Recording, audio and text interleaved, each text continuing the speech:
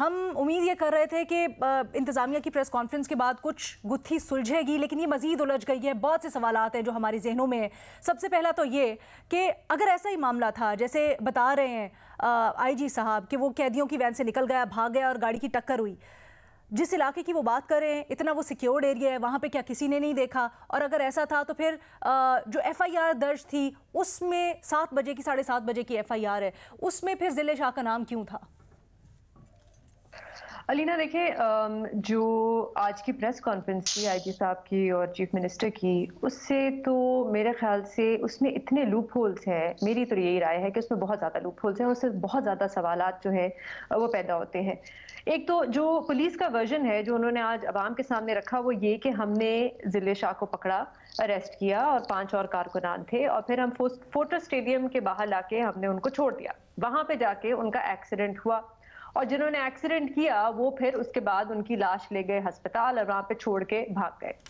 اب سب سے پہلا جو سوال بنتا ہے وہ یہ ہے کہ وہ جو پوسٹ مارٹم رپورٹ ہے جس میں جیسے آپ نے بتایا کہ 26 جگہوں پہ نشانات ہیں ان کے جسم پہ، وہ کیسے پڑے؟ کیا وہ واقعی میں ایک کار ایکسیڈنٹ سے پڑے؟ اچھا، میں نے یہ رپورٹ ایک ڈاکٹر کو بھیجی جن سے میں نے کہا میں ذرا سمجھنے کی کوشش کروں کہ کیا ایسا ہو سکتا ہے کہ اس قسم کے جسم کے مختلف حصوں میں آپ کے نشانات پڑے اگر آپ کا کار ایکسیڈنٹ ہو؟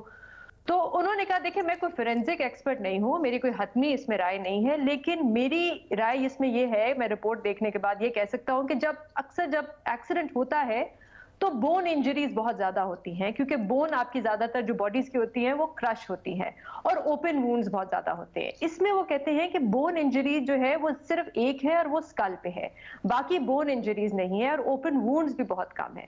تو ان کی رائے یہ تھی، میں پھر سے کہوں گی یہ حتمی رائے نہیں ہے، پر ان کی رائے یہ تھی کہ لگتا ایسا ہے کہ کسی بلنٹ فورس سے ان کو مارا گیا ہے، لیکن پھر بھی انہوں نے کہا کہ فورینزک ایکسپرٹ جو ہوتے ہیں وہ بہتر بتا سکتے ہیں۔ اچھا، دوسرا سوال وہ سب سے اہم سوال کہ اگر ان کا ایکسیڈنٹ ہوا جس جگہ پہ وہ کہہ رہے ہیں تو اس کی فوٹیج کہاں ہے؟ ایکچوئل ایکسیڈنٹ کی فوٹیج کہاں ہے؟ ہمارے سامنے جو ابھی تک فوٹیج آئی ہے اور جو تصویریں آئی ہیں فورٹر اسٹیڈیم کے باہر کی، وہ ہے اس گاڑی کی کہ وہ یہاں سے یہاں گئی، یہاں سے وہ یہاں گئی اور یہاں سے وہ مڑ کے واپس چلی گئی۔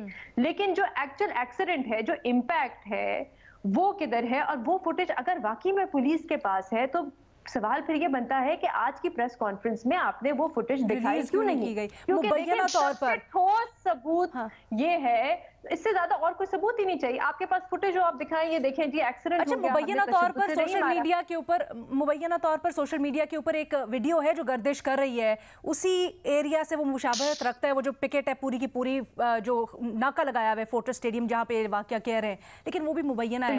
آپ کا سوال بالکل صحیح ہے، لیکن اس میں کلیئر نہیں ہے۔ اچھا، ایک تیسری چیز علینا، ایک تیسری چیز دیکھیں، ایک اور جو بہت بڑا ایشو ہوتا ہے اس قسم کی تحقیقات کا کہ پولیس کی تحقیقات کر رہی ہے۔ آپ نے جو 2 ممبر کمیٹی بنائی ہے وہ پولیس افسران ہے اور پولیس افسران پہ الزام ہے اور وہی جو ہے اپنی تحقیقات کر رہے ہیں۔ ایک تیسری چیز علینا، بس آخری چیز میں کہنا چاہوں گی کہ دیکھیں ایک کنفیشنل سٹیٹمنٹ بھی آج ریلیز کی گئی 2-3 لوگوں کی۔